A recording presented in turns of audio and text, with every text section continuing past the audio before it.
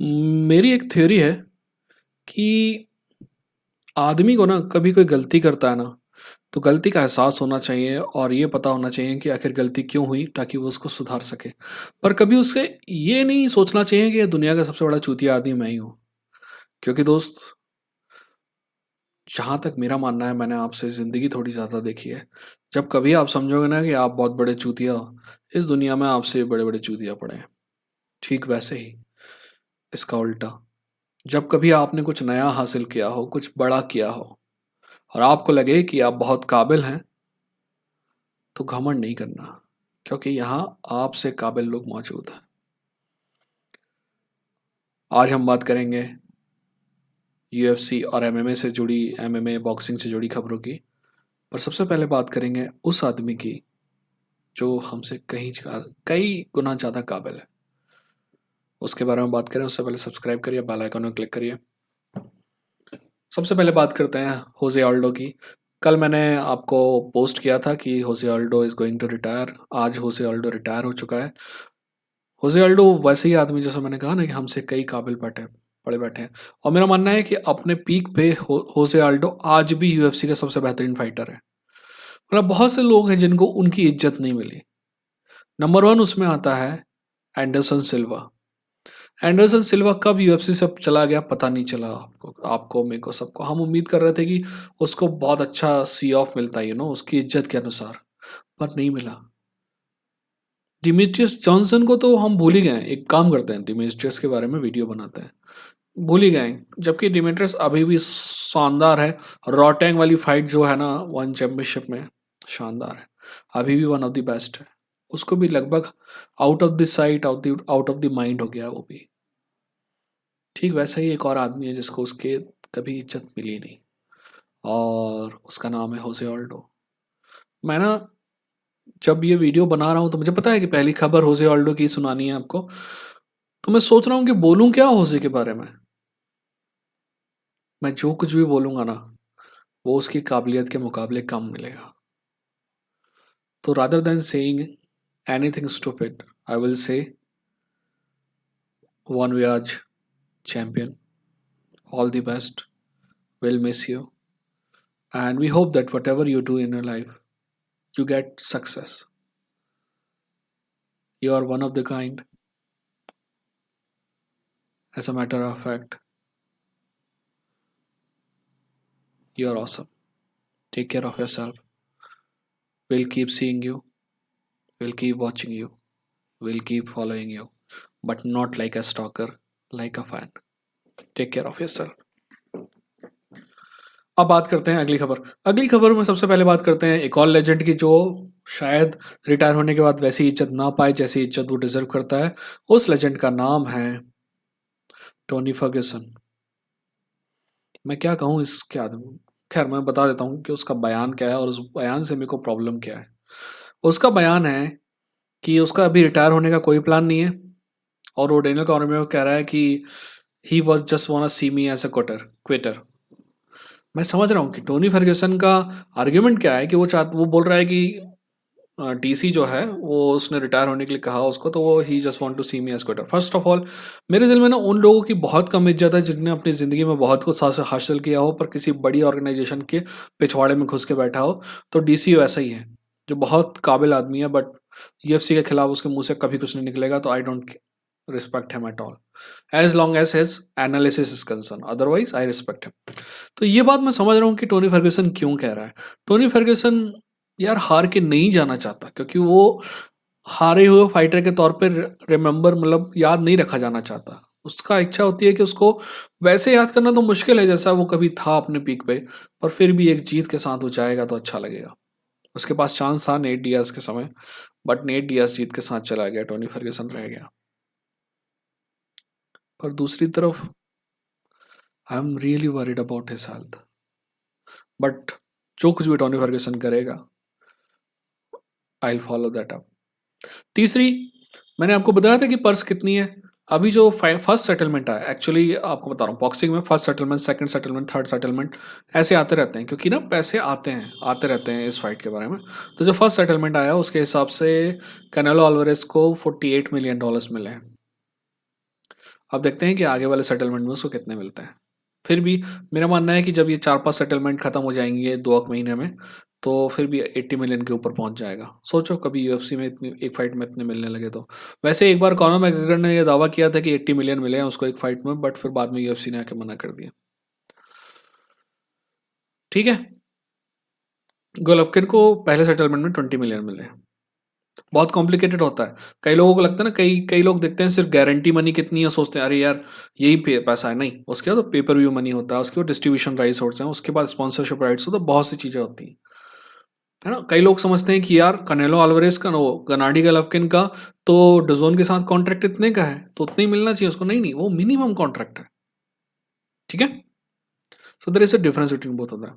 अब UFC 280 card के बारे में बात कर लेते हैं। यूएफसी 280 कार्ड में 3 फाइटर जो हैं वो आउट हो गए हैं कुछ इंजरी की वजह से, कुछ दूसरे रीजन से। तो पहला फाइटर है सलीम ट्रेल ब्लेसी करके है ना। दूसरा तो सबको पता है पार्कर पोर्टर है, और जेमी मेलार्की। 3। अब इन तीनों का रिप्लेसमेंट की बात तो चल रही है, बट मेरे को अभी गारंटी पता नहीं चला है कि किसका रिप्लेसमेंट कौन आया है। जैसे ही आएगा तो मैं आपको बताऊंगा। ब्रायन ओर्टेगा अभी अभी हॉस्पिटल से वापस आया है, और उसका कहना है कि I don't want go into dark place. मतलब कभी कभी होता है ना कि आप अभी अभी किसी बड़ी दुर्घटना से आ रहे हो और वो आपको डार्क प्लेस में लेके जाती है।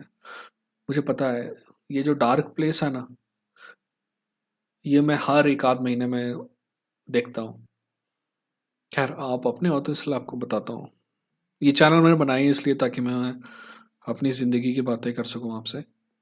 कभी कभी क्या होता है कि सुबह ना 7-8 बजे के आसपास मुझे ये एहसास होता है कि यार कुछ नहीं करना है, थक गया हूँ मैं करते करते।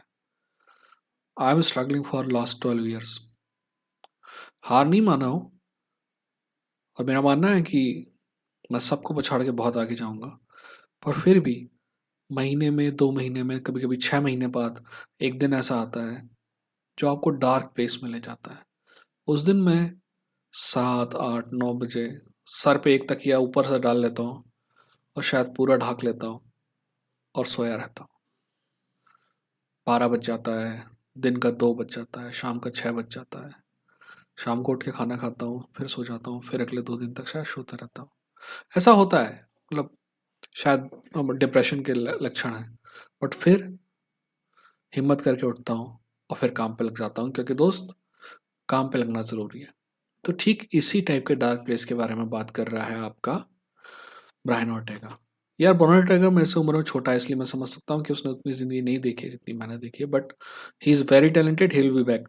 हम जॉन फाइफर की बात कर लेते हैं, जो फाइफर की बात कर लेते हैं। आप सभी को पता है वो फाइट जीता है, और डेना वाइट कंटेंडर सीरीज से आया था। तो उसने बोला है कि मैं थैंक यू कहना चाहूँगा डेना वाइट को, क्योंकि उसने मेरे को पैसे दिए जब मेरे को पैसे की ज़रूरत थी, उसने मेरे को रहने के लिए घर दिया जब मेरे को घर की ज़रूरत थी। तो आई जस्ट वांट टू से थैंक यू। और डेना वाइट ने अगर कोई काम अच्छा किया तो उसकी तारीफ होना चाहिए। आपको समझना होगा, मैं जब कहता हूँ ना कि मीडिया जो है वेट करते रहता है कि कब कब डेना वाइट के पिछवाड़े से कुछ टपकेगा और वो खाएंगे। ठीक जैसे यहाँ पे जो है ना अमीर लोग या जो पावरफुल लोग हैं उनके पिछवाड़े से कुछ टपकता और मीडिया खाता है पूरे टाइम। मेरा गुस्सा मीडिया से है। डेना वाइट तो वही कर रहा है जो उसको करना चाहिए। वो बिजनेसमैन है, उसका काम है कि साम दाम दंड भेद जो भी हो वो अपने बिजनेस को आगे बढ़ाए। पर मीडिया का काम है पावरफुल से क्वेश्चन पूछना। ध्यान रहे, पावरफुल से क्वेश्चन पूछना। जिसके पास सत्ता है, जिसके पास पैसा है, जिसके पास पावर है, जिसके पास पहुंच है, उससे पूछा क्वेश्चन पूछना। गरीब आदमी से तो हर कोई क्वेश्चन पूछ लेता है,